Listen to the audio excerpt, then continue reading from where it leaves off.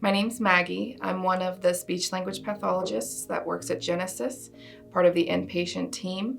The majority of the patients that I work with include the geriatric population, anywhere from strokes to brain injuries to traumatic injuries. So at Genesis, there's a protocol in place where anyone that's coming into the emergency room that's suspected to be experiencing a stroke, automatically physical therapy, occupational therapy, and speech therapy are consulted. As the speech therapist, I would evaluate the patient to make sure they're able to communicate their wants and needs effectively, and I also assess their ability to eat and drink safely without the risk of choking. As a speech-language pathologist, we can treat a variety of symptoms and diagnoses. The four main ones that I usually work with the patients in the acute setting deal with their speech. So it more deals with the muscles used to produce the sounds and to put the sounds together to make words. I also assess and treat cognition, so their thinking skills, their ability to problem solve, to recall things, to organize their thoughts. I also address language difficulties. So this is how they use their words to convey a meaning, or how they understand what they're reading or what is being said to them. And a fourth major area that I assist patients with actually involves swallowing.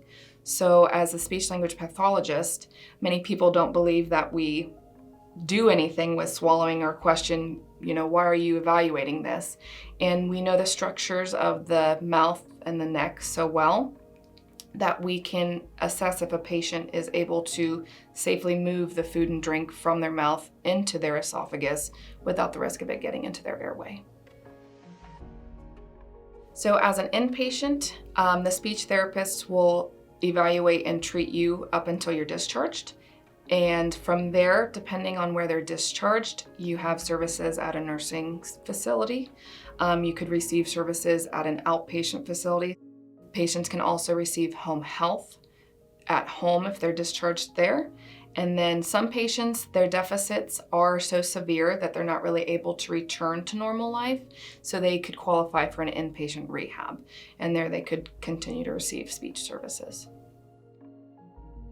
So I actually received speech therapy as a child for some of my speech sounds, and thinking back on it, I always had a positive feeling. And when choosing a major, I decided to pursue that. Initially, I wanted to work in a school with children and help with speech sounds and help with their social skills. But during some of my classes in college, especially with anatomy, physiology, kind of the more medical aspect, I really kind of fell in love with how the muscles we use to speak do more than just speak. They allow us to communicate our wants, our needs, and to allow us to eat and drink safely.